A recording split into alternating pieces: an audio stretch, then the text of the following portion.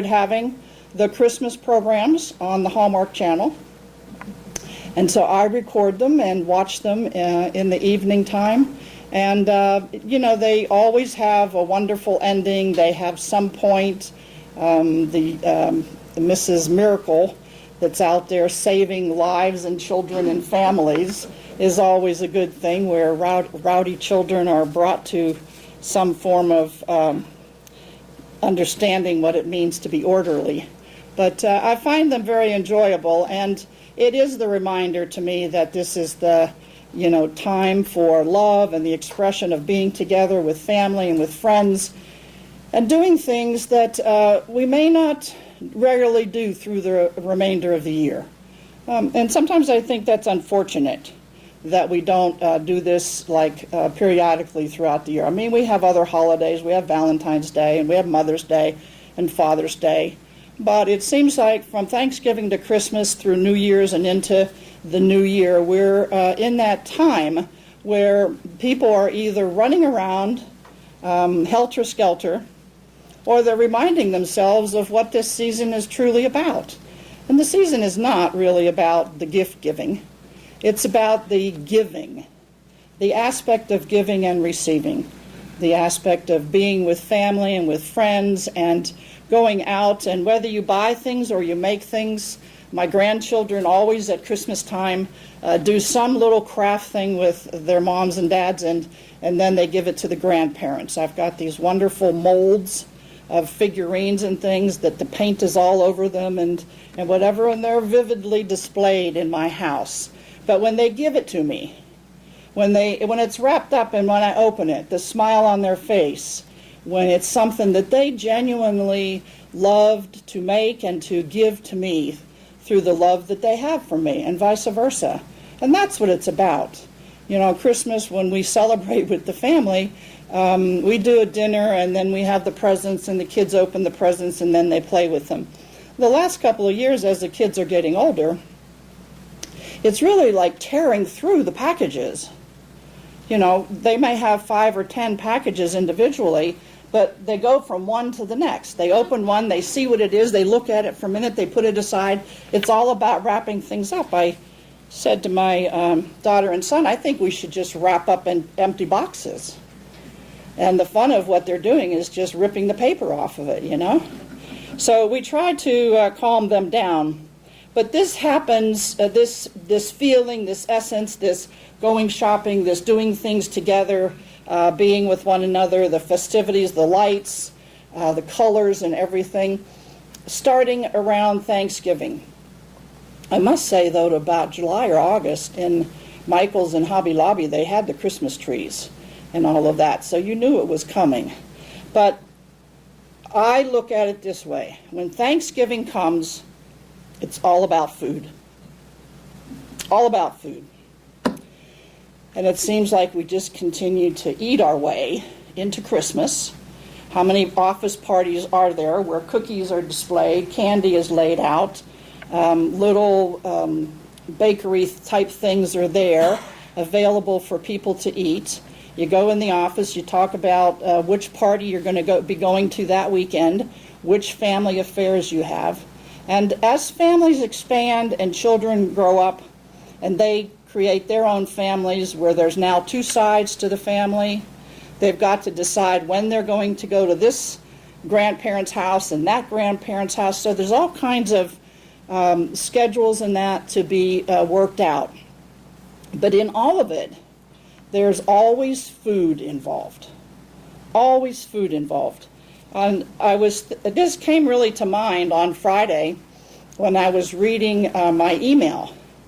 And one of my friends on the Facebook put, we had a wonderful family gathering. I'm paraphrasing now, I should have printed it. I put the turkey in the oven, and when I thought it was finished, it was warm but not ready. Everything else was ready except the turkey.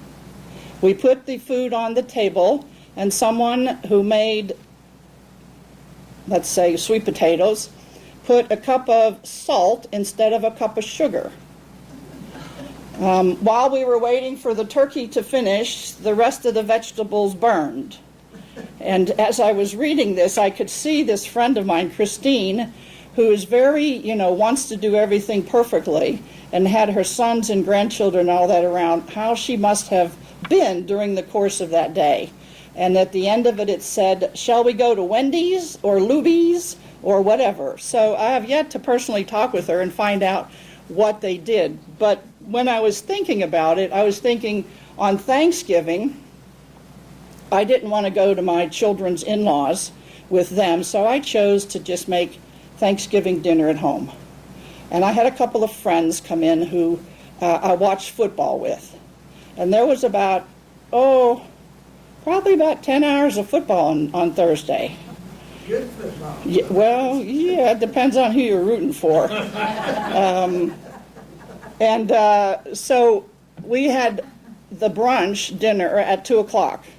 And instead of turkey, because I'm not totally fond of turkey, I made stuffed chicken. And there were supposed to be 4 of us, but there were only 3. And I made 2 stuffed chickens.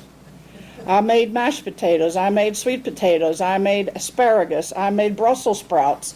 We had cherry pie, pumpkin pie, pecan pie. We had some kind of wine, bubbly wine or whatever else. We had appetizers before, the spinach dips, the chips, and all of that. So I figured, well, this is a lot of food, but 2 o'clock we ate, and maybe by 7 o'clock we'd have another meal. Well, we ate so much at 2 o'clock, by 7 o'clock we weren't even hungry. So I sent home a whole chicken and half of all of the other leftovers that were there with my friends to go home with. But it was very nice because I relaxed in my own house with friends and enjoyed the football games, even though the Steelers didn't win. But we talked about how recipes are important, or what we do as families, going from family to family, or growing up, or going from house to house. And when I grew up, my father was a pretty doggone good cook. My mother had passed when I was very young. So Christmas and the holidays always had good recipes of food, and my father was Swedish, so we had all of the potatiskorv and sausages and whatever else were a part of the tradition. And as he passed and brothers and sisters became the head of the family, some of those things went away. But I still remember how the cookies tasted. And so when I bake and make things for holidays, I remember those times. I remember the experiences that I had. I remember the recipes that were passed down. And, I got a note this week from another peer of mine who was talking about secret recipes. And I thought, well, I think the focus of my message today, even though it's about getting through these 24 days up to Christmas and through that and into the new year, would be about recipes. Recipes that we eat and recipes for life. So when I got this, I thought, I'll just take it and I'll just read it to you. And she writes, "'Tis the season to be thankful, and very soon jolly. This is also the time of the year when secret recipes are handed down from generation to generation." And she says, in my family, it was the secret recipe for stuffing. But the secret recipe I'm handing down to my children is a delicious recipe for dealing with complaints. Now, I know that none of us here, being the spiritual expressions that we are, will go through any day through Christmas having complaints about anything that's going on. So we have to take this from someone else's experience. So she says the first step in this recipe is to put the complaint on a cutting board, like an onion, and peel back the layers until a hidden request is unveiled. I want you to see the similarities in when we do a recipe where we're cooking for people, or when we have a recipe, what are the contents of our recipes for life, okay? So here she's talking about complaints. And she says, peel back the layers until a hidden request is unveiled. Within any complaint, there is something that the individual who's complaining about really wants to have, other than what they're currently experiencing. This could make you cry, she says. So as you start to unveil those hidden requests, you may bring tears to your eyes, as you would if you were peeling an onion. But if you run it under the cold water of introspection, tears often turn into surprise. When we really get to the root of whatever it is that's bothering us, when we peel away everything that we're doing to hide the actual cause, when we get to the root, we find out that we're much better off. If you look, you'll find that the core of a frequent complaint is a persistent desire that's not being fulfilled. You unveil the longing inside and see it for what it is, a call to action, to do something. The surprise is recognizing that up until now, you have said no to this call. You know, it's like Einstein said, if you continued to do the same thing in the same manner, expecting different results, you're kind of kidding yourself. So she says the surprise is recognizing that up until now you've said no to this call. Before you dismiss whatever it is as not possible, ask yourself, what if I did something about it? Instead of complaining, instead of being unsatisfied, what if I did something about it? And this week, there were several individuals that I've been in communication with over a longer period of time. And they had some circumstances going on in their life. And of course, being a minister and a practitioner, you know, they want to talk to me and everything. And I think a lot of the times when people come and talk to us, they want us to fix what's going on. But I'm not into fixing. And so I would have conversation with them and ask them if they would take a deeper look at what was going on in their life. Whatever it is that they're complaining to me about, whether it was their spouse or their work or their health or whatever, what's their part in it?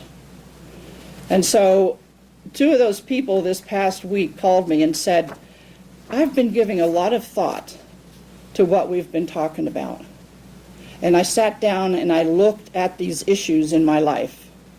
And I realized what my role was in it.